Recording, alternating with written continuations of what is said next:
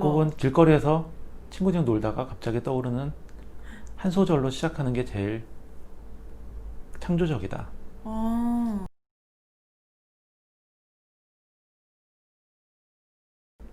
자, 작곡에 대해서 말씀을 드리겠습니다. 저는 곡을 참 많이 만들었죠. 우선 소설가로 활동해서 소설을 엄청 많이 썼고요.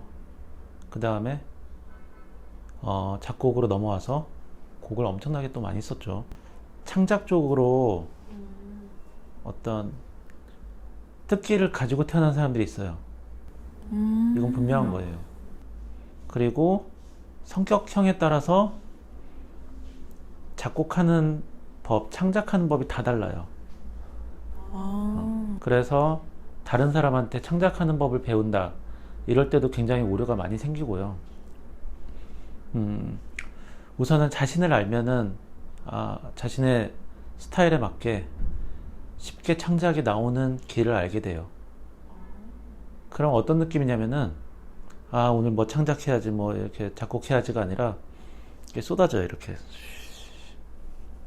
창작이 쏟아져요. 이렇게 주워 담으면 되는 거예요. 그냥. 쉽죠? 그러면은 대부분 작곡할 때 누군가한테 배우잖아요. 네. 그럼 그 사람의 성향을 배우는 거네요. 가르침의 성향 같은 거. 어찌 보면은 잘못된 거죠. 나한테 맞는 게 아니라. 선생님이 좋으면은 네.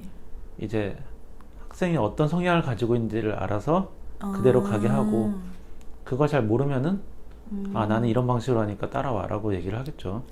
그럼 성향 따라 가르치는 것도 다르겠네요. 그죠. 근데 제일 중요한 거는 창작이 뭔지를 아는 거예요. 우선 작곡은 창작 안에 있잖아요. 네. 미술도 창작 안에 있고 소설 쓰는 것도 창작 안에 있는 거고. 맞죠. 그러면 창작의 요소를 알게 되고 창작의 원리를 알게 되면은 그 다음에 작곡을 쉽게 할 수가 있게 되는 거예요. 근데 이걸 모르고 작곡으로 간다. 그러면은 창작이 아니라 그냥 산으로. 카피가 돼요. 오늘은 그래서 거기에 대해서 얘기를 해주려고 그래요. 기본적으로 창작이란 건 뭐냐면은 좋은 곡을 만드는 게 아니라 남들이 캐지 못한 거를 캐내는 게 우선은 더 핵심적인 요소고, 그게 내 마음에 들면은 이제 90% 이상은 성공한 거고, 근데 그게 다른 사람까지 좋아해 버리면은 100% 성공하는 거예요. 세상에 사람들이 좋아한다고 만들어진 어떤 공식을 밑에다 네. 깔아놓고 그 위에다가 아무거나 올려놓으면 되는 거예요. 저는 어떻게 해도 좀 좋게 들려요. 왜냐면은 이미 사람들이 좋아하는 공식이 밑에 깔려 있으니까. 그래서 우리가 작곡할 때 보통 얘기할 때 좋은 작곡이라고는 말할 수가 없고, 근데 이미 사람들이 좋아하는 걸 밑에 깔아놨기 때문에 네. 보통 사람들은 기본적으로 좋다고 느껴버려요. 작곡 잘했구나라고 대중은 판단을 할 수가 있게 되고, 네. 그런데 이미 세상에 많이 깔려 있었기 때문에 네. 좋다고 느끼는데 나중에 남지가 않아요.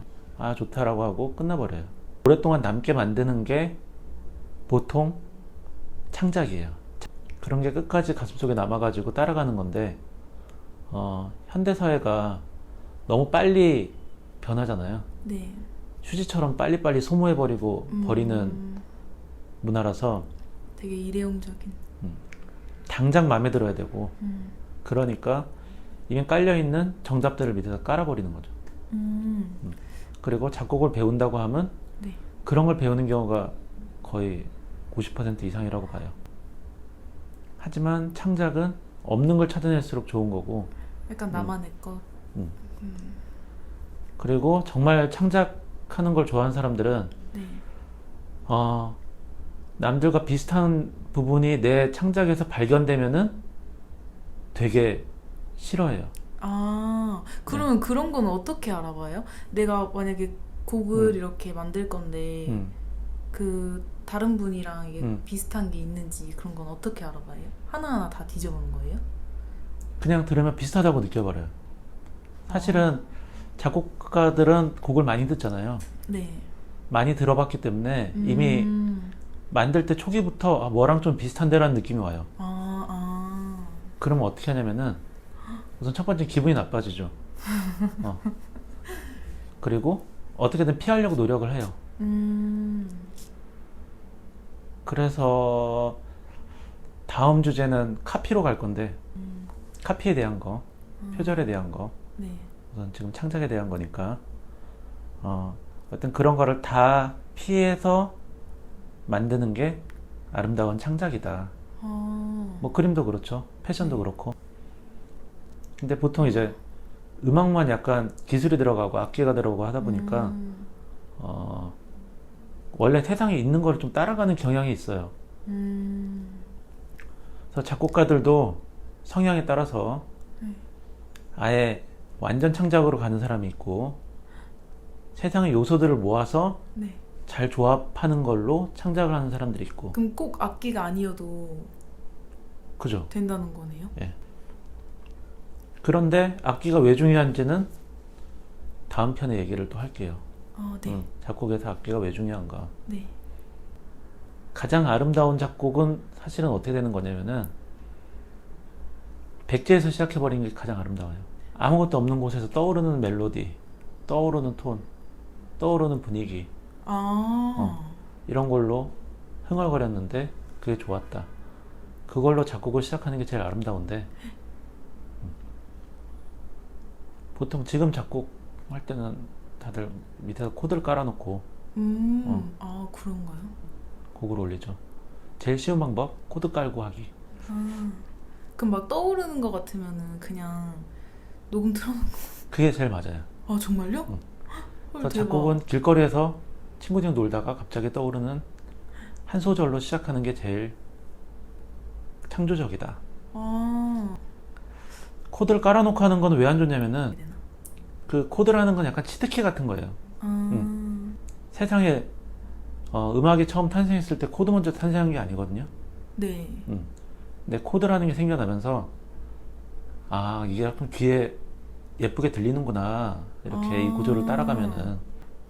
그래서 신기하다. 음악에 대해서는 할 얘기가 무궁무진하게 많으니까 네. 그리고 되게 아름다운 영역이에요. 지금 많이 왜곡됐죠. 대중 문화 사업 때문에. 왜냐면은 이 개인 창작자가 일하는 것과 네. 음악 산업 쪽에 있는 사람 창작자가 일하는 방식은 완전히 달라요. 어쩔 수가 그러네. 없어요. 자본이 들어가 있는 곳들은 그렇게 우리가 생각하는 아름다운 방식이 아닐 하긴. 가능성이 더 높다는 거.